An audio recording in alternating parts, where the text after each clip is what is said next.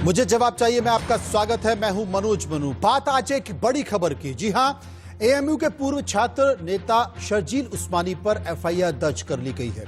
उसके खिलाफ यह एफआईआर पुणे के स्वारगेट पुलिस स्टेशन में की गई है, क्योंकि यहां पर शिकायत दर्ज की गई थी। शर्जील उस्मानी पर शनिवार को पुणे में आयोजित एल्गार परिषद के दौरान हिंदू समुदाय पर विवादित टिप्पणी का आरोप है। शर्जील के इस बयान को लेकर महाराष्ट्र की सियासत में भी उबाल है। बीजेपी शर्जील पर सख्त से सख्त कार्रवाई की मांग कर रही है। शर्जील के बयान को लेकर कैसे महाराष्ट्र में सियासत हो रही है वो भी आपको दिखाएंगे, लेकिन सबसे पहले सुनिए पुणे में एल्गार परिषद के कार्यक्रम में शर्जील उस्मानी ने हिंदू धर्म के लिए किस तरह से जहर उगला। अब बात ये कहनी है मुझे, और ये जरूरी बात है, और खुसूसन यही बात करने में आया था। इससे पहले प्रेप टॉक चल रहा था कि आज का हिंदू समाज, हिंदुस्तान में हिंदू समाज बुरी तरीके से सड़ चुका है। जुनैद को, 14 साल हाफिज मोहम्मद जुनैद को चलती ट्रेन में एक भीड़ 31 बार चाकू मारकर कत्ल कर देती है, कोई रोकने नहीं आता है। 14 साल के बच्चे को वो लोग हमारे और आपके बीच में से आते हैं। मैं सोचता हूं कि जो लोग लिंचिंग करते हैं, जो लोग कत्ल और तशद्दुद कर रहे हैं, ये कत्ल करने के बाद जब अपने घर जाते हैं तो क्या करते होंगे अपने साथ? कोई नए तरीके से हाथ धुलते होंगे, कुछ दवा मिलाकर नहाते होंगे। क्या करते हैं ये लोग कि वापस आकर हमारे बीच में हमारे साथ उठते हैं, बैठते हैं, खाना खाते हैं, फिल्में भी देखने जाते हैं, फिर अगले दिन फिर किसी को पकड़ते हैं, फिर कत्ल करते हैं, फिर नॉर्मल लाइफ जीते हैं, मोहब्बत भी कर रहे हैं, घर में बाप का पैर भी छू रहे हैं, मंदिर में पूजा भी कर रहे हैं, लेकिन फिर बाहर आकर यही करते हैं। इसको इस तरीके से नॉर्मलाइज कर दिया है, इस तरीके से आम बना दिया है कि लिंचिंग हो रही है, कोई बात नहीं। तो 20 जनवरी को यह एल्गार परिषद का कार्यक्रम हुआ था। शर्जील ने वहां पर हिंदुओं को लेकर इस तरह की टिप्पणी की है। अब सुनिए कि इस मामले पर शिकायत करने वाले प्रदीप गावड़े का क्या कहना है। आईपीसी 124A के अंदर भी मुकदमा दर्ज किया जाए, क्योंकि उन्होंने कल कहा था कि वो इंडियन पार्लियामेंट में बिलीव नहीं करते, वो इंडियन स्टेट में बिलीव नहीं करते, जुडिशरी में बिलीव नहीं करते। ये क्लियरली 124A के अंदर ऑफेंस है। तो हमने पुणे पुलिस से कहा है कि उसको 124A के अंदर भी बुक किया जाए। पुणे पुलिस ने इसके ऊपर कहा है कि वो उसके ऊपर इन्वेस्टिगेशन करेंगे और बुक करेंगे। हमने साथ ही में पुणे पुलिस से ये भी कहा है कि जो आयोजक है एल्गार परिषद के, उनके खिलाफ भी याचिका दायर, उनके खिलाफ भी मुकदमा दर्ज करना चाहिए, उनका भी इन्वेस्टिगेशन होना चाहिए। तो उधर फडणवीस की उद्धव को चिट्ठी है। उद्धव यानी कि महाराष्ट्र के मुख्यमंत्री को चिट्ठी लिखी गई है। इस मामले पर सियासत गरमाई है। तो बीजेपी ने महाराष्ट्र के मुख्यमंत्री उद्धव सरकार को भी निशाना बनाया है और चिट्ठी लिखते हुए कहा है कि उद्धव ठाकरे को अपनी चिट्ठी में देवेंद्र फडणवीस ने लिखा है कि इस पर सख्त से सख्त कार्रवाई होनी चाहिए। यानी कि प्रिय मुख्यमंत्री जी, प्रिय उद्धव ठाकरे जी, मुख्यमंत्री, महाराष्ट्र सरकार एक युवक राज्य में हिंदुओं को लेकर भला बुरा कहता है और उस पर कोई कार्रवाई नहीं होती है, कोई एफआईआर नहीं होती है। यह आश्चर्य की बात है। मुझे आशा है कि यह चिट्ठी मिलने के बाद आप इस पर कानूनी रूप से सख्त रवैया अख्तियार करेंगे और हिंदू समाज का अपमान करने वाले के खिलाफ तुरंत और कड़ी कार्रवाई करेंगे। यह चिट्ठी महाराष्ट्र के पूर्व मुख्यमंत्री ने लिखी है उद्धव ठाकरे को और कार्रवाई की बात की गई है। सबसे बड़ा सवाल है कि इस पूरे मामले को लेकर महाराष्ट्र सरकार के मंत्री नवाब मलिक और बीजेपी विधायक राम कदम का क्या कहना है, इसको भी एक बार सुन लेते हैं। लोगों को अपने धर्म स्वीकारने का, प्रचार करने का, प्रसार करने का अधिकार है, लेकिन दूसरे धर्म के खिलाफ बोलने का अधिकार किसी को नहीं। अगर कोई भी व्यक्ति चाहे किस धर्म का हो, अगर दूसरे धर्म के बारे में गलत बयानी करता है, लोगों की भावनाओं को आहत करता है, तो निश्चित रूप से उस पर कार्रवाई होनी चाहिए। विवादित बयान दिए हैं, उसके बावजूद भी 4 दिन महाराष्ट्र सरकार को एफआईआर दर्ज करने में क्यों लगे? हिंदुत्व का नाम लेकर के शिवसेना सत्ता में बैठी है और हिंदू धर्म को, हिंदू समाज को जिस प्रकार से अभद्र वाणी का, भाषा का प्रयोग किया जाता है, उसके पश्चात भी एफआईआर दर्ज करने को 4 दिन लगते हैं। स्पष्ट रूप से यह दर्शाती है कि एल्गार परिषद और एल्गार के नेताओं के पीछे ये तीनों दलों का अप्रत्यक्ष रूप से समर्थन है। शर्जील उस्मानी के इस बयान के बाद संत समाज भी गुस्से में है। हनुमानगढ़ी के पुजारी महंत राजू दास ने शर्जील के इस बयान को आतंकी सोच से जुड़ा हुआ करार दिया है। सुनिए। सड़े हुए बताया, उसके बाद क्या कहा कि हिंदू लिंचिंग मुसलमानों की करते हैं। दुर्भाग्यपूर्ण बयान है, ऐसा हिंदू कभी भी नहीं करता। हिंदू तो सदैव सबको गले लगाता, सर्वे भवन्तु सुखना की बात करने वाले हम लोग हैं। कभी किसी प्रकार से हिंदू जनमानस, अब इनकी जो भाव है, यह विचारधारा, यह ऐसे आतंकवादियों से जुड़ी हुई इनकी विचारधारा है जो समाज को तोड़ने का काम, देश में दंगे फैलाने का काम, देश में किस प्रकार से हिंदू मुसलमान किया जाए वो काम, क्योंकि इन लोगों की रोजी रोटी तो बंद हो चुका, दुकान बंद हो चुका, तो ये करेंगे क्या? तो संत समाज भी गुस्से में, आपने सुना कि उनके किस तरह के बयान थे और किस तरह की चेतावनी भी यहाँ पर देखी गई है। लेकिन सबसे बड़ा सवाल है कि कुछ सवाल जिस पर मुझे जवाब चाहिए, और वो सवाल हैं कि हिंदू के खिलाफ यलगार परिषद क्यों चुप है। सबसे बड़ा सवाल है कि आखिर हिंदुओं के खिलाफ ही यलगार परिषद क्यों है, और महाराष्ट्र की उद्धव सरकार अब तक इस मामले पर चुप्पी क्यों साधे बैठी है। जहरीले बोल पर केस दर्ज करने की बात यहां पर की गई है, लेकिन अब तक शर्जील की गिरफ्तारी नहीं हुई है, यह बात भी सामने आई है। हिंदुस्तान में हिंदू आखिर निशाने पर क्यों हैं, तब जबकि वो बहुसंख्यक है। क्या शर्जील उस्मानी जैसे लोगों से राष्ट्रवाद और हिंदुत्व सीखेगा हिंदुस्तान? ये अपने आप में बड़ा सवाल है, और ये तमाम सवाल जो मैंने आपके सामने रखे हैं, इन्हीं सवालों पर मुझे आपसे जवाब चाहिए। शर्जील, जो कि पहले भी गिरफ्तार हो चुका है, अलीगढ़ मुस्लिम विश्वविद्यालय में शर्जील ने सीए और एनआरसी के खिलाफ आंदोलन किया। उसे उसके घर से गिरफ्तार किया गया, छोड़ दिया गया, और अब पुणे में पहुंचकर यलगार परिषद पर उसने बयानबाजी की है, हिंदू संगठन को लेकर बयानबाजी की है। यह ठेका आखिर शर्जील को किसने दिया है, समझ में नहीं आता। क्या अपनी सस्ती लोकप्रियता पाने के लिए शर्जील इस तरह के बयान दे रहा है? और यहां पर मैं पूछना चाहता हूं यलगार परिषद से कि आखिर उसने इस व्यक्ति को यह मंच दिया क्यों, मंच देने के पीछे के कारण क्या है। तमाम पैनलिस्ट मेरे साथ जुड़ गए हैं, मैं उनसे समझने की कोशिश करूंगा। हमारे साथ बीजेपी के प्रवक्ता राम कदम होंगे, हमारे पास संजय गुप्ता जुड़ चुके हैं जो कि राजनीतिक विश्लेषक हैं, आचार्य पवन सिंह होंगे, हिंदू धर्मगुरु हैं, उनसे मैं बात करूंगा। विनोद बंसल हैं जो कि प्रवक्ता बीएचपी के हैं, वो मेरे साथ मौजूद होंगे। इसके साथ साथ अतिकुर रहमान जो कि मुस्लिम स्कॉलर हैं, वो भी मेरे साथ मौजूद होंगे, और एनसीपी के प्रवक्ता ब्रजमोहन श्रीवास्तव भी मेरे साथ होंगे। सबसे पहले मैं बात करूंगा संजय गुप्ता साहब से जो कि राजनीतिक विश्लेषक हैं। संजय जी, मैं आपसे जानना चाहता हूं कि तब जबकि माहौल संवेदनशील है, तब जबकि इस तरह बयानों से, इस तरह के मंच पर खड़े होकर जो बयान दिए जाते हैं, उनसे दंगा भड़क सकता है। तमाम उदाहरण हमारे सामने हैं, उसके बावजूद भी यलगार परिषद अगर अपना मंच तैयार करती है, ऐसे व्यक्तियों को मंच देती है, बोलने का मौका देती है जो हिंदू धर्म के खिलाफ खुलेआम इस तरह के बयानबाजी करते हैं कि हिंदू धर्म सड़ चुका है, इसके पीछे के मायने क्या हैं, जरा मायने समझा दीजिए। देखिए, ऐसा है, उस्मानी जैसे ना जाने कितने लोग इस देश में हैं जो हिंदू धर्म के विषय में कई बार बहुत कुछ बोलते हैं, लेकिन उनके बोल देने से इस तरह से कोई हिंदू धर्म बदनाम नहीं हो जाता या हिंदू धर्म इस तरह से खत्म नहीं हो जाता है। इस तरह से तो ओवैसी ने भी बयान दिया था कि 15 मिनट के लिए खोल दीजिए आप, आज तक भी वो अदालतों में है। ओवैसी ने जब ये बयान दिया था कि 15 मिनट का समय दे दीजिए, 15 मिनट के लिए पुलिस को हटा लीजिए, फिर देखिए हम इस देश से 100 करोड़ हिंदुओं को हटा देते हैं। क्या किया केंद्र सरकार ने? आज भी वो एमपी है, उनकी पॉलिटिकल पार्टी को आज तक निरस्त नहीं किया गया, उनकी नागरिकता को आज तक निरस्त नहीं किया गया।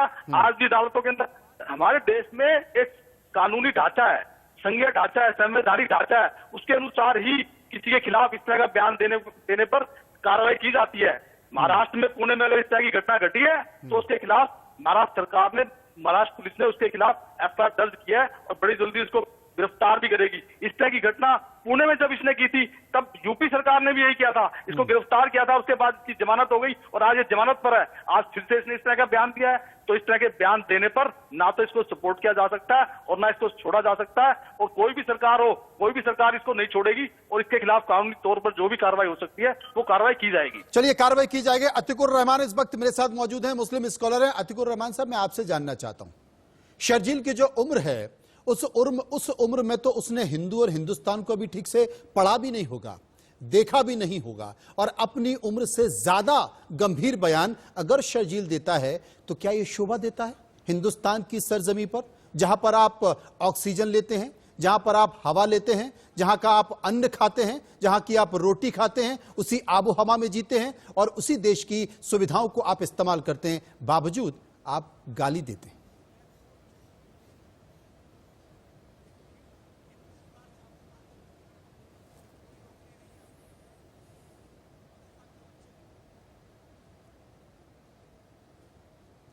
लगता है अतिकुर रहमान साहब के पास हमारी आवाज नहीं पहुंच पा रही, उनकी आवाज हम तक नहीं पहुंच पा रही, उनके पास हम चलेंगे, बातचीत करेंगे, लेकिन राम कदम साहब मौजूद हैं। राम साहब, मैं आपसे जानना चाहता हूं कि इस तरह का बयान, और यही वो बयान होते हैं जो दो समाज के बीच टकराव पैदा करते हैं और बात दंगों तक आ जाती है, बावजूद इसके इस बयानों में कार्रवाई नहीं होती, क्या करेंगे आप?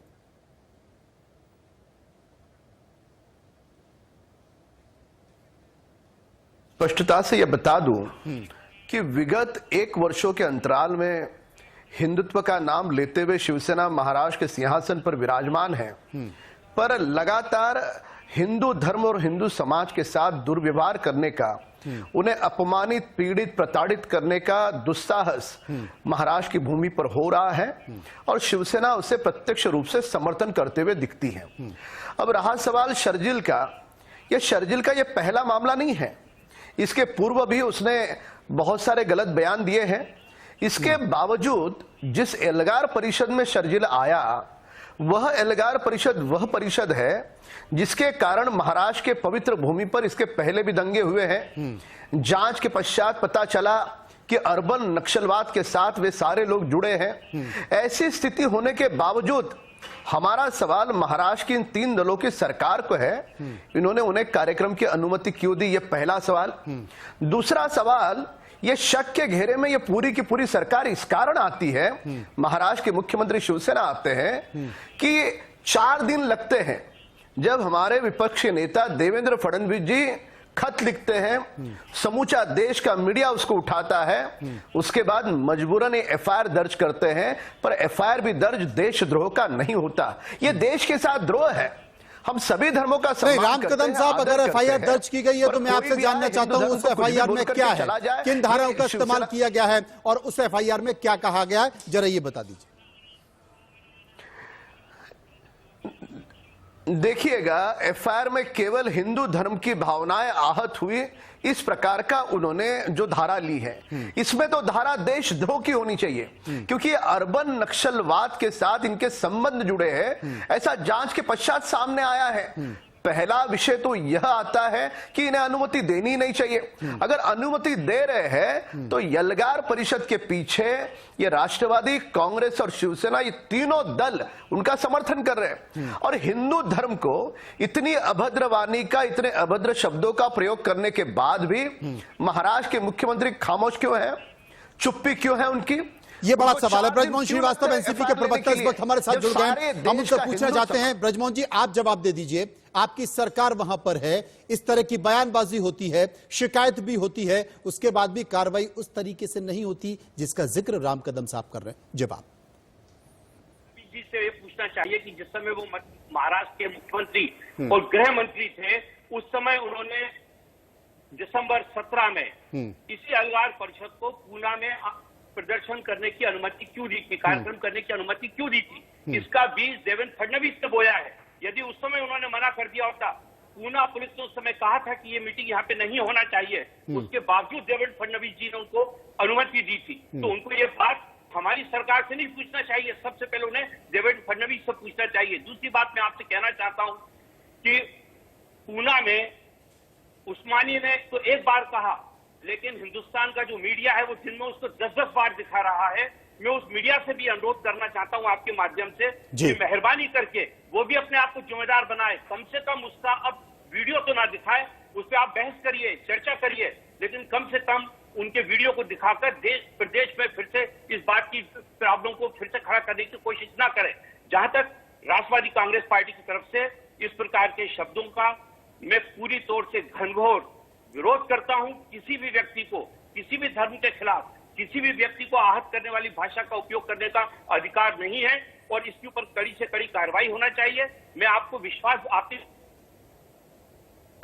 कि जिन भी लोगों जो भी इसमें जुड़े हुए लोग हैं उनके खिलाफ गंभीर और कड़ी कार्रवाई होगी। देश के कानून के अंतर्गत कोई भी बख्शा नहीं जाएगा, चाहे उनको बुलाने। ये बड़ी बात है कि ब्रजमोहन जी ने कहा है कि इसमें कोई भी जिम्मेदार जो व्यक्ति है उन्हें बख्शा नहीं जाएगा। विनोद बंसल साहब, प्रवक्ता बीएचपी, इस वक्त हमारे साथ मौजूद हैं, उनके पास में चलूंगा। आचार्य पवन सिंह हैं, हिंदू धर्मगुरु, उनके पास में चलूंगा। आचार्य साहब, देश में जब इस तरीके से बयान आते हैं तो स्वाभाविक तौर पर माहौल खराब होता है, सांप्रदायिक सद्भाव खराब होता है, लेकिन कहीं ना कहीं मंशा दोनों तरफ एक जैसी होती, क्या कहेंगे आप?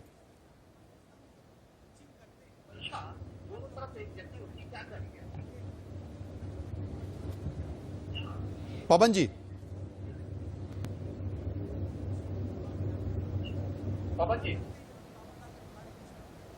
जी पवन जी, जो बयानबाजी होती है उससे सांप्रदायिक सद्भाव तो खराब होता ही है, लेकिन आपको नहीं लगता कि चाहे बात इधर की हो उधर की हो और कहीं ना कहीं ये बात राजनीति पे जाकर टिक जाती है?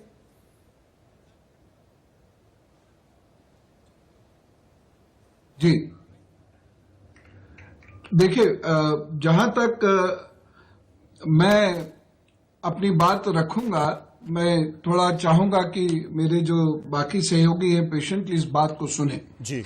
शर्जिल उस्मानी जो है या ये जो एल्गार परिषद है, ये एक खास विचारधारा के लोगों की ऐसी परिषद है जो हिंदू संस्कृति को या कम्युनिटी के भाईचारे को, चाहे वो हिंदू मुसलमान का हो या वो किसी भी अन्य दो समुदायों का हो, उसको तोड़कर ये सिद्ध करना चाहती है कि हिंदुस्तान एक फेल्ड स्टेट है और हिंदुस्तान को वह कमजोर करके अंतर्राष्ट्रीय स्तर पर हिंदुस्तान की छवि को धूमिल करके, और ये कोई बड़ा विद्रोह भारत के अंदर करना चाहते हैं, इसमें किसी को कोई शंका नहीं होनी चाहिए। और इसीलिए ये बार बार एक ऐसा नैरेटिव बनाते हैं और नैरेटिव देने की कोशिश करते हैं कि जिससे कि एक बहुत बड़े स्तर पर यूथ जो 67% है इस वक्त देश की आबादी का, वो इनके साथ जुड़ जाए। शर्जिल इमाम भी हो, चाहे शर्जिल उस्मान हो,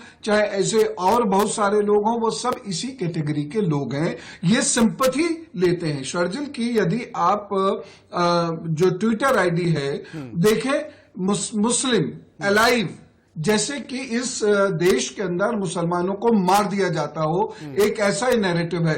अभी माननीय भूतपूर्व उपराष्ट्रपति जी भी कुछ ऐसी बातें कर रहे थे। तो आप अगर इन सबके बयानात को जोड़कर देखेंगे तो एक सी बात ये सब लोग कह रहे हैं, और इसीलिए यह दायित्व बनता है कि 153A के साथ साथ 295A में भी ये मुकदमा कायम होना चाहिए, क्योंकि धार्मिक भावनाएं भी इन्होंने आहत की हैं और समुदायों को विरोध के लिए, विद्रोह के लिए उकसाने का प्रयत्न भी किया है। ये प्रयत्न किया। बाकी ये बात आपने जो कही है बिल्कुल ठीक है। अतिकुर रहमान, मुस्लिम स्कॉलर, इस वक्त मेरे साथ मौजूद हैं, मैं उन्हीं के पास चलूंगा। अतिकुर रहमान साहब, बात जायज हो सकती है कि आपको अगर तकलीफ है, अगर आपको लगता है कि आपके समुदाय के खिलाफ अत्याचार किया जा रहा है, मारपीट की जा रही है, तो इस देश के संविधान में कानून है, आईपीसी है। और आपको याद होगा कि सीएए और एनआरसी जब हुआ था, उस वक्त पुलिस ने जो सख्ती की है, उस वक्त यह कहा जा रहा था कि मुस्लिमों के ऊपर ही सख्ती की जा रही है।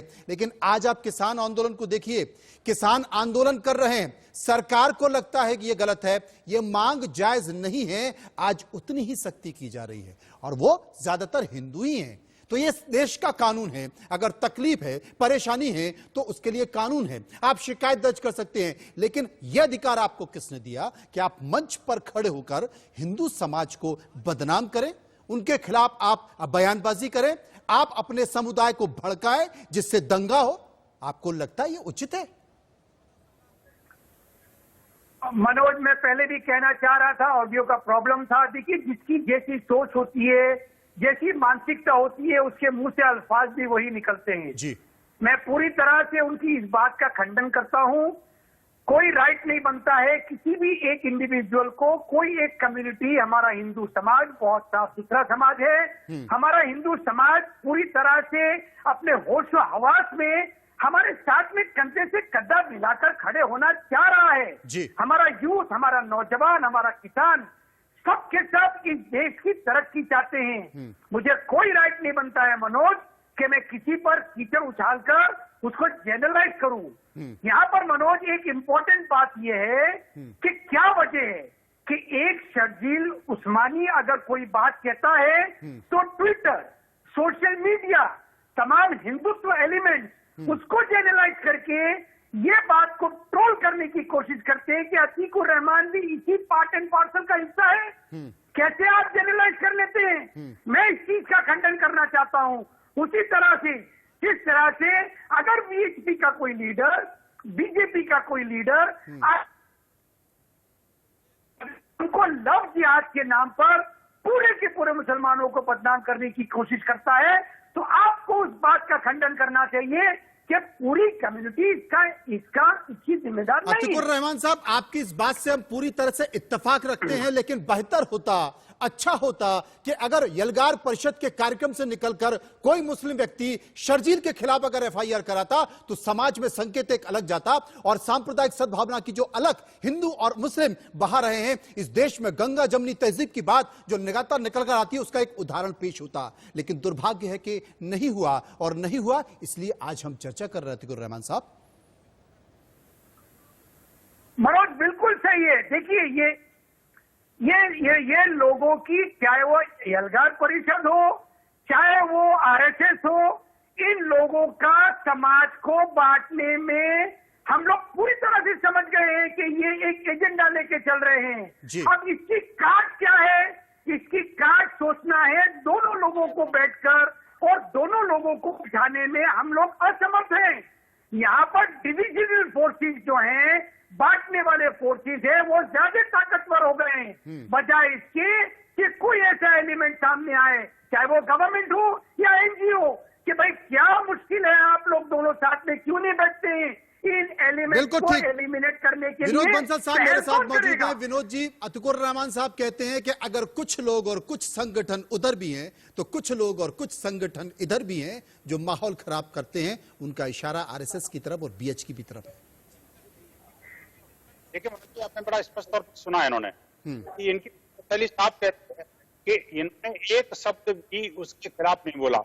इन्होंने क्या मांग करी? खंडन किया मैंने मनोज, मैंने खंडन किया, बिल्कुल खंडन किया। यस, नहीं काम नहीं चलेगा, खंडन से काम नहीं चलेगा। और क्या चाहते हैं आप? और क्या चाहते हैं आप? भेजा बीजेपी को, हरियाणा के मुख्यमंत्री को और पत्र भेजा, तो आपने कोई प्रदर्शन किया? क्या आपने उसको समाज से बहिष्कृत किया? क्या आप उसको इस्लाम से खारिज करने के लिए कोई रिक्वेस्ट करी, कोई फतवा जारी किया? बात फतवा जारी करने पर आपका समाज ऐसे देशद्रोहियों के खिलाफ जो बोलने के बजाय उनके साथ खड़ा होता है। दुनिया ने देखा इस बात को, कोई नई बात नहीं है मौलाना साहब, कोई नई बात नहीं है। ये हमेशा से आप लोग ऐसा करते आए हैं और अभी भी ऐसा ही है। आपको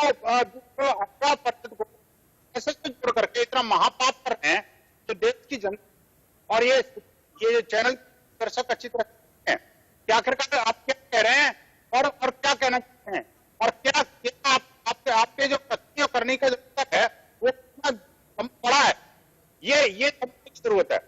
देखिए बड़ी बात यह है कि शर्जील उस्मानी जैसे लोगों को या उससे बात करें वो जो शायद राणा, ऐसे लोग जो है ये वो नाम है जिनको के देश ने दूध पिलाया और वे फुटपाथ हैं। ऐसे लोगों वन को कुचलने की आवश्यकता। मैं आपका जवाब अतीकुर रहमान साहब से मांगूंगा, लेकिन उसके पहले मैं राम कदम साहब के पास चलूंगा। ब्रजमोहन श्रीवास्तव जो कि प्रवक्ता एनसीपी के हैं, उन्होंने कहा कि अगर आप हमारी सरकार को जिम्मेदार बना रहे हैं राम साहब, तो उतने ही जिम्मेदार आप भी हैं, क्योंकि आपने भी अनुमति दी।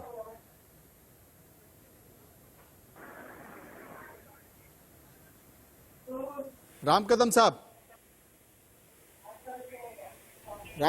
मेरी आवाज मिल रही है? जी, उतने जिम्मेदार आप भी हैं, क्योंकि आपकी सरकार ने भी यलगार परिषद को आगे बढ़ाया, अनुमति दी है। ये आरोप है एनसीपी प्रवक्ता ब्रजमोहन श्रीवास्तव जी का।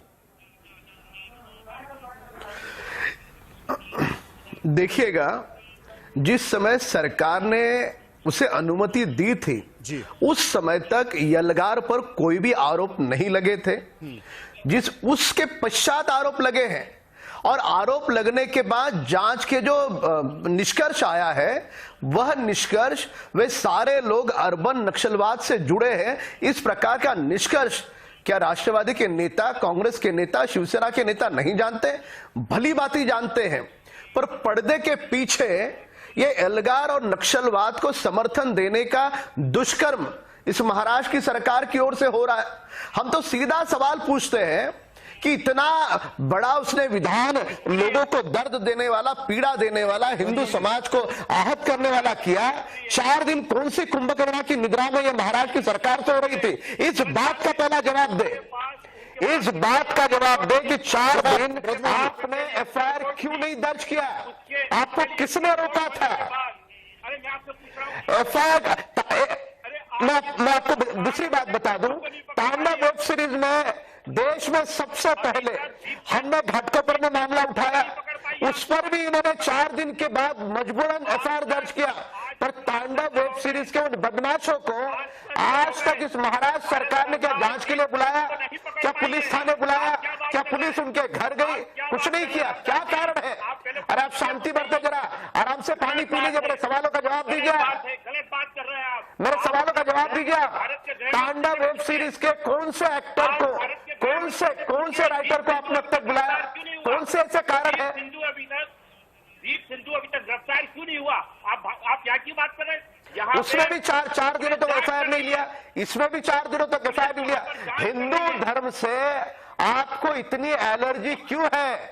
हिंदू धर्म पर आपका इतना क्रोध क्यों है? इस बात का आपको जवाब देना होगा। हिंदू है और हिंदू के ठेकेदार अकेले आप नहीं है, हम लोग भी हिंदू धर्म के हैं, हम भी हिंदू धर्म को जानते हैं और आपसे बेहतर तरीके से जानते हैं। रामदास जी, आप मुझे बताइए कि सीआईडी की रिपोर्ट थी आपके मुख्यमंत्री जी के पास, देवेंद्र फडणवीस के पास, क्यों नहीं उन्होंने कार्रवाई की?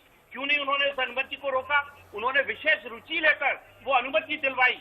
उनको नहीं मालूम था उस समय जो लोग थे? सीआईडी की रिपोर्ट के बावजूद अनुमति दिलवाई? राम साहब, ये आरोप है प्रज्वल जी का। वो क्या सारे एक दिन में अर्बन नक्सलाइट में कन्वर्ट हो गए? मैं आपको बता दूं जी, मैं आपको बता दूं, यहाँ पर सुना, अब जवाब ले लेते प्रज्वल जी, जवाब ले लेते। आपका सवाल है कि सीआईडी की रिपोर्ट के बावजूद भी क्यों अनुमति दी देवेंद्र फडणवीस ने? सुन लेते हैं। एक दिन में वो अर्बन नक्सलाइट हो गए, सिर्फ एक दिन में।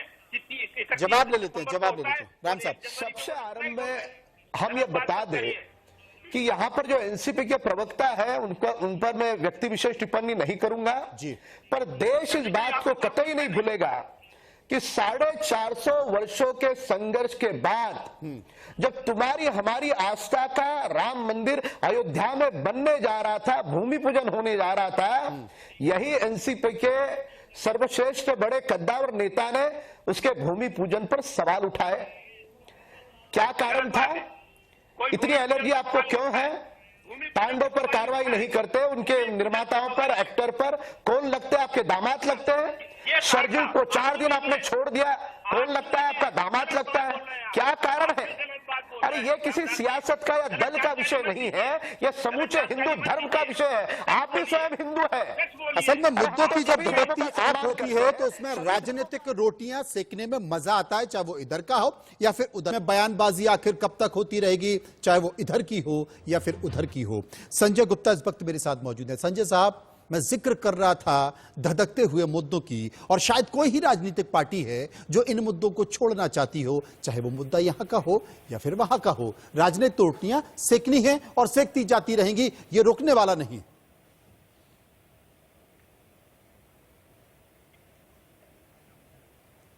मैं चाहूंगा कि जिस तरह से लाल किले पर जो कुछ हुआ उसके लिए भी क्या बीजेपी के नेताओं ने चिट्ठी लिखी प्रधानमंत्री साहब को? क्या वो भी उन पर बोले? अब ये बार बार बोलते हैं कि उद्धव चुप क्यों हैं और क्या हमेशा इनके हिंदुत्व पर सवाल उठाते हैं? इस तरह का सवाल ये अपनी पार्टी के ऊपर नहीं उठाते।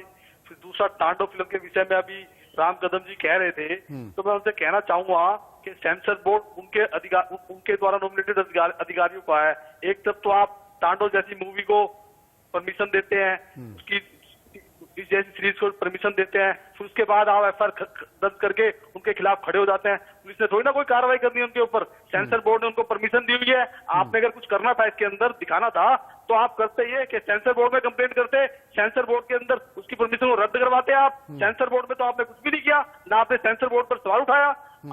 आप राम कदम जी के हिंदुत्व के नाम पर ये बीजेपी हिंदुत्व के नाम पर जिस तरह से काम करती है ना, मतलब एक तरफ तो आप पहले तो उसको प्रोड्यूस करते हैं, परमिशन देते हैं तांडव जैसी मूवी को, जहां प्रधानमंत्री के ऊपर भी सवाल उठते हैं, हिंदू धर्म ये के बड़ा ऊपर भी सवाल है सवाल राम उठते हैं। साहब। फिर उसके राम बाद साहब, आप सरकार खड़े हो आपकी जाते है, हैं। सेंसर बोर्ड आपने बनाया है, सेंसर बोर्ड के अध्यक्ष भी आपके हैं, सदस्य भी आपके द्वारा नियुक्त किए गए। सबसे पहले तो उनको बर्खास्त करना चाहिए कि अनुमति दे कैसे दी?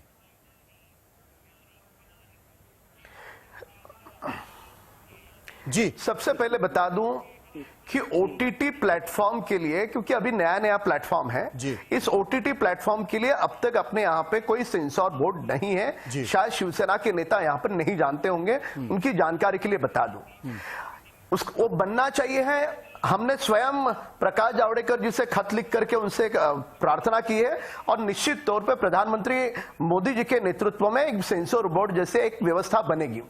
पर सवाल तो मूल यह है कि सेंसर तो राम साहब, इसका मतलब हमारे देश में पहले चीजें आ जाती हैं, उनकी मॉनिटरिंग बाद में होती है, कानून बाद में बनते हैं और ओटीटी प्लेटफॉर्म को तो कई समय हो चुका है। आपकी सरकार जा रही है, ये ओटीटी या टीटीवी पहले क्यों नहीं आया? ये कैसे सकते हो बिना परमिशन के चल कैसे रही है? देश में, एक मिनट, देश में सबसे पहले हमने मुंबई घाटकोपर में शिकायत दर्ज की। आपने एफआईआर नहीं लिया। पुलिस क्या उत्तर करेगी? प्रदेश में एफआईआर लिया गया, मध्य प्रदेश में एफआईआर लिया गया। मुंबई में भी एफआईआर दर्ज हुई है, हम सड़कों पर उतरे। 4 दिन तक महाराष्ट्र की सरकार ने कान में कौन सी रुई डाली थी कि इस बात का आपके पास जवाब है? तांडव मूवी के लिए क्यों नहीं आपने किया? केंद्र सरकार के खिलाफ क्यों नहीं उतरे आप? तांडव जैसी मूवी हिंदुस्तान में चल रही है। चलिए, मुझे लगता है तांडव पर अगर हम निकल जाएंगे तो इतना बड़ा तांडव हो जाएगा कि घंटों लग जाएंगे और ये खत्म भी नहीं होगा। हमारे साथ आचार्य पवन सिंह भी बैठे हुए हैं, विनोद बंसल साहब भी बैठे हैं। पवन साहब, मुझे लगता है कि जिस तरीके से बयान बह रही है उसमें बयानबाजी एक फैशन हो गया है, अपने एजेंडे को लागू करने का एक हथियार हो गया है। और तमाम ऐसे मंच हैं, इधर भी हैं उधर भी हैं, उस मंच पर लोग पहुंचते हैं, एक समुदाय एक धर्म के खिलाफ बयानबाजी करते हैं, चर्चित होते हैं, थोड़ी बहुत शिकायत होती है, थोड़ी बहुत कार्रवाई होते हैं, कुछ दिनों के लिए शांत और फिर यही शुरू हो जाता है। इसका अंत कैसे होगा? यह खत्म कैसे होगा?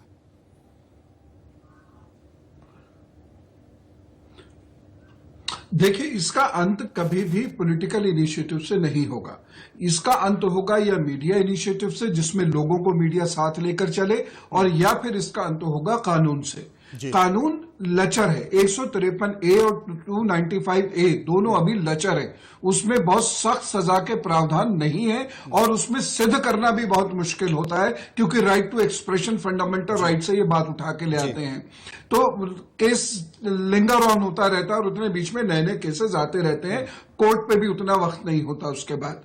तो इसलिए सख्त कानून हो जो बहुत तुरंत फैसला दे, 24 घंटे से 72 घंटे के भीतर फैसला दे, तो देखिएगा बहुत जल्दी ये चीजें रुकनी शुरू हो जाएंगी। अन्यथा ये चलता रहेगा और इससे राजनीति को लाभ भले ही हो जाए, लेकिन लोगों को, देश को, संस्कृति को गंभीर नुकसान हो रहा है। यह बिल्कुल सही बात है कि लोगों को, समाज को, देश को नुकसान होता रहेगा। आप अपनी राजनीतिक रोटियां चमकाते रहिए। सिन्हा साहब ने बहुत बढ़िया बात कही। यहां पर अतिकुर रहमान साहब मेरे साथ मौजूद हैं। रहमान साहब, सबसे बड़ा सवाल है, क्योंकि आप भी मौजूद हैं और विनोद बंसल साहब भी मौजूद हैं, अगर कोई भी हिंदू व्यक्ति मुस्लिम समाज के खिलाफ इस तरह की टिप्पणी करता है तो क्यों नहीं बीएचपी उसकी शिकायत दर्ज करता है?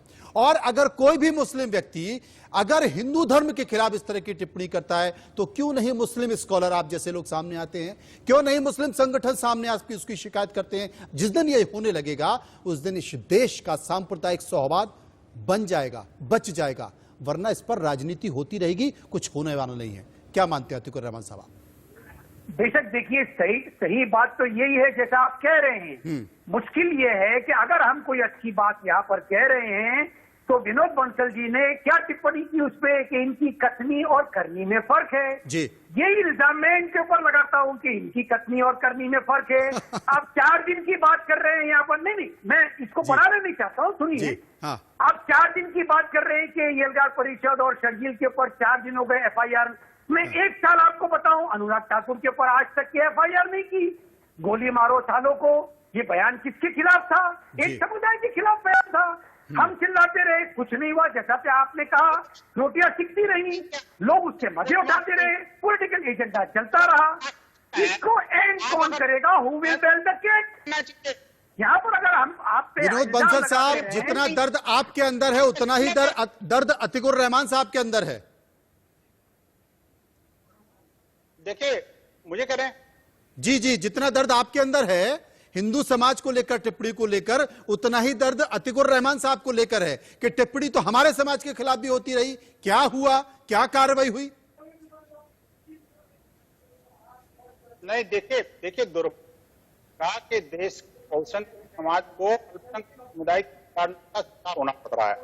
ये कई बार संख्यक भी लिख के दिया और अनेक बार दृष्टांतों में संपूर्ण देश दुनिया का एकमात्र देश है जहां का अल्पसंख्यक या बहुसंख्यक का हनन कर रहा है, उनका दमन कर रहा है, उनको मार रहा है, जला रहा है, देश और धर्म संस्कृति का विनाश करने पर जुटा हुआ है। और उसके बावजूद भी वो जो सेक्युलरिज्म सेक्टर व्यापारी है उनको इंस्टिगेट कर रही है, भड़का रही है। और ये बात जो है आप कहने के बावजूद भी कोई कानूनी मुकदमा, मैं कहता हूँ राम जी को आप सीधे सपाट क्यों नहीं? राम जी ने साफ कहा कि तांडव के खिलाफ FIR दर्ज कर अभी तक। और जो नेता है वो नेता कहते हैं कि क्यों नहीं करते? अरे एक भड़कता आदमी, मुझे लगता है, मुझे चाहिए कि तांडव के में को रेगुलेट करने के लिए कोई कानून, इसी बात हमने एक पत्र महाराष्ट्र मुख्यमंत्री को भी लिखा। हमने अपने ये जो नेटफ्लिक्स वगैरह कंपनियों आज भी हमने अर्जुन वाले मामले में महाराष्ट्र के गृह मंत्री को, महाराष्ट्र के मुख्यमंत्री, लेकिन काफी नहीं दुर्भाग्य है कि इनके रहेंगे। समाज की सहिष्णुता की भी तो बात होती है।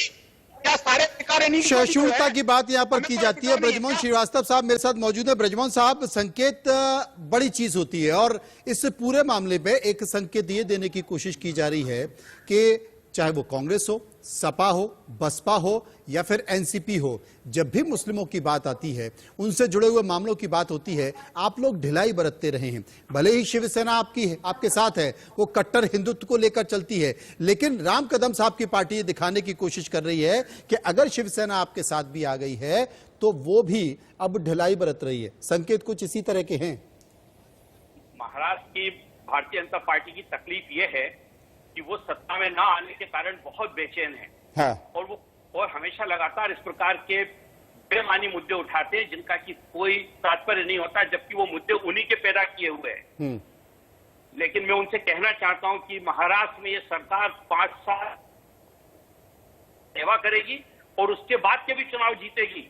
बीजेपी यहां पर कितनी भी कोशिश कर ले, कितने भी झूठे आरोप लगा ले, किसी आरोप से फर्क नहीं पड़ने वाला है। जहां तक ये पूना वाला मुद्दा है, इसमें मैं फिर एक बात कहना चाहता हूं कि पुलिस की जांच जारी है। इसमें जो भी धाराएं लगानी होंगी, जिस भी प्रकार से कार्रवाई करनी होगी, उसका परीक्षण किया जा रहा है और निश्चित रूप से संबंधित लोगों के खिलाफ कार्रवाई होगी।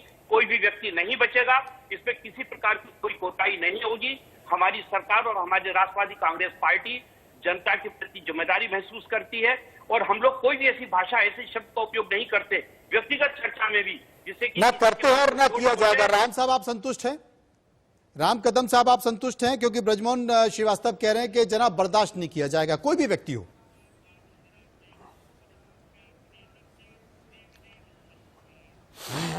राम कदम साहब, मेरी आवाज आप तक पहुंच रही है? हाँ जी, बोले जी। ब्रजमोहन जी कह रहे हैं कि आप बेफिक्र रहिए। बोले जी, बोले। कोई भी ऐसा व्यक्ति जो इस तरह की टिप्पणी करता है उसे बर्दाश्त नहीं किया जाएगा, उसके खिलाफ सख्त से सख्त कार्रवाई होगी और जो शिकायत की गई उसका परीक्षण किया जा रहा है। बस राजनीति ना हो। 4 दिन पूर्व ये विधान किया शर्जिल ने, जिससे सारा देश व्यथित हुआ, दुखी हुआ। तो 4 दिन ये महाराष्ट्र की सरकार मां गांधारी के भांति आंखों पर कौन सी पट्टी बांध करके बैठी थी, कान में कौन से कपाल डाल के बैठी थी? इनको हिंदू समाज की आवाज सुनाई नहीं दी। तांडव का भी होने के बाद पूरे देश भर में FIR दर्ज हुए, पर महाराष्ट्र की सरकार ने नकारा FIR दर्ज करने के लिए। अभी भी एक भी एक्टर या राइटर, निर्माता को ये पुलिस ने, महाराष्ट्र की सरकार ने बुलाया नहीं। क्यों नहीं बुलाया? ये दोनों भी चीजें और इसके पूर्व भी कई सारी बातें हैं। महाराष्ट्र की सरकार, हम सर्जिल की बात कर रहे हैं कि यह हिंदू विरोधी सरकार है। अब रहा सवाल शिवसेना, जो राम मंदिर को विरोध करता है, उनके बगल में जाकर के बैठी है सत्ता की लालच में। उन्होंने तो हिंदुत्व कब का त्याग चुका है। अरे स्वर्ग में बाला साहब ठाकरे जी की आत्मा भी रोती होगी ब्रजमोहन जी कुछ जब कह रहे हिंदू हैं। धर्म के साथ इस प्रकार का खिलवाड़ हो रहा है और वहां पे शिवसेना सत्ता में जाकर के बैठी है और ये कह रहे कि हम बख्शेंगे नहीं। क्या बख्शोगे नहीं? 4 दिन क्यों लगे? इस बात का जवाब है आपके पास? कोई जवाब नहीं आपके पास। समूचे हिंदू समाज के हाथ जोड़ करके तुम तीनों दल को माफी मांगनी चाहिए। समूचे हिंदू समाज की माफी मांगनी चाहिए। संजय गुप्ता साहब, समूचे हिंदू समाज से आप तीनों को माफी मांगनी चाहिए, जो तीनों सरकार बनाकर बैठे हैं कि हर धर्म का सम्मान करो। सारे धर्मों का अरे आप भी स्वयं हिंदू हो। धर्म का सम्मान नहीं होता।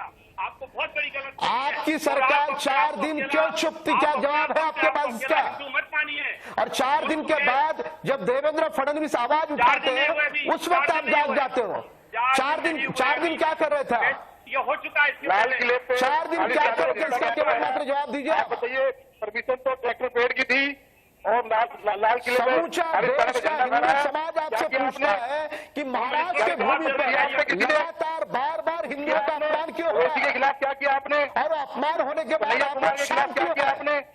राम मंदिर पर कन्हैया सवाल कुमार पूछोगे, जिसने देशद्रोह के देवी देवताओं को गाली बकने वाले को छोड़ दोगे, रजिस्टर किया। हमारे धर्म को समाज को कुछ भी कहोगे और उसके बाद कहोगे कि कार्रवाई करेंगे। कौन सी कार्रवाई की आपने? दोगली राजनीति कौन सी करते हैं। कार्रवाई की? हिंदुत्व आपके लालच में पूरी तरह से आंखों पर आपके काला चश्मा आपके आ दिल चुका में है। दर्द ये है, आपके दिल में दर्द सिर्फ एक ही है कि आप सरकार से बाहर हैं और शिवसेना ने अपने नए दोस्त बना लिए। नंबर के आधार पर सरकार आप तो 90 से बनाते रहे अरे हैं भाई इस साहब, देश के अंदर। सरकार पीडीपी के साथ बनाई आपने सियासत, सरकार, कुर्सी जरा उसको पीडीपी के साथ बनवाई, संघ विरोधी नीतीश कुमार के साथ आपने सरकार बनाई। आपके भी घर में मंदिर होगा, आप भी प्रभु संघ राम की विरोधी भक्ति नीतीश करते कुमार, होंगे। प्रभु हिंदुत्व राम को, विरोधी शिव जी नीतीश को कोई कुमार। गाली देता है, आप शांत आप रहते हो लोगों ने और अभी तो आप समर्थन करने जा हिंदुत्व रहे हो। विरोधियों कैसे को समर्थन हो मुख्यमंत्री सकता है बनाया इसका? है। या तो हर बात में मुख्यमंत्री सियासत नहीं बने, होती, हर बात में राजनीति नहीं होती। अरे सत्ता पीडीपी आएगी, के सत्ता जाएगी, सत्ता के महबूबा ऊपर मुफ्ती होती है को- श्रद्धा और आस्था को महबूबा समझने मुफ्ती का को प्रयास करो। मुफ्ती मोहम्मद सब सैयद कुछ को आपने सत्ता के लिए मुख्यमंत्री नहीं क्यों होता। बनवाया? देश यहाँ का पर कोई रक्षा मंत्री 200 बनवाया, वर्ष की देश आयु का लेकर के होम नहीं मिनिस्टर आता। बनवाया आपने। एक सीमित आयु होती है। नीतीश कुमार को और आपने सीमित मुख्यमंत्री आयु बनवाया, में हिंदुत्व विरोधी भगवान के नीतीश प्रति कुमार। आस्था, श्रद्धा होती है। अरे तुम तो सत्ता के लालच में देवी हम देवताओं क्या हिंदू नहीं है? अगर हम बीजेपी में नहीं है तो क्या हम हिंदू नहीं है? और हम सड़कों पर उतरे तुम्हारी सरकार अगर हम बीजेपी में नहीं है तो क्या हम हिंदू नहीं है? संजय भाई कह रहे हैं कि अगर बीजेपी से नहीं है तो हिंदू नहीं है, और कदम साहब कह रहे हैं कि सत्ता आएगी और सत्ता जाएगी, लेकिन सत्ता से बड़ी होती है श्रद्धा। अतिकुर रहमान साहब कुछ कहना चाह रहे हैं, एक बार उनकी बात सुन लेते। बताइए अतिकुर रहमान साहब, क्या कहना चाह रहे हैं आप? देखिए मनोज, जो आपका असल मुद्दा था जी। कि ये घृणा खत्म कैसे की जाए, ये नफरत की राजनीति कैसे खत्म की जाए, यहाँ पर सेंट्रल गवर्नमेंट की जो बीजेपी सरकार है जी कर सकते हैं कि शिवसेना को अलग से आप संबोधित करें, अलग से इनको बुलाएं, एनसीपी को बुलाएं और कम से कम नफरत तो ना फैलाएं लोगों के बीच में। ये आपकी राजनीति जो गंदी चल रही है, इसकी वजह से देश डूबा जा रहा है, इसकी वजह से हमारी हिंदू मुस्लिम सभ्यता को नुकसान पहुंच रहा है। आप लोग पॉलिटिकल पार्टी ये समझने की कोशिश क्यों नहीं करते हैं? बैकडोर डिप्लोमेसी जो इंटरनेशनल लेवल पे आप चलाते हैं, क्या वो नेशनल लेवल पे नहीं कर सकते हैं आप? ये बड़ा सवाल है कि क्या नेशनल लेवल पर नहीं कर सकते। आचार्य पवन सेना हमारे साथ मौजूद हैं, हिंदू धर्मगुरु हैं। आचार्य साहब, इस देश की गंगा जमीनी तहजीब जो है उसकी लोग कसम खाते हैं। आपको लगता है कि कहीं ना कहीं उस पर सवाल उठने लगे हैं, कहीं ना कहीं लोग ये कहने लगे हैं कि जनाब ये हो क्या रहा है?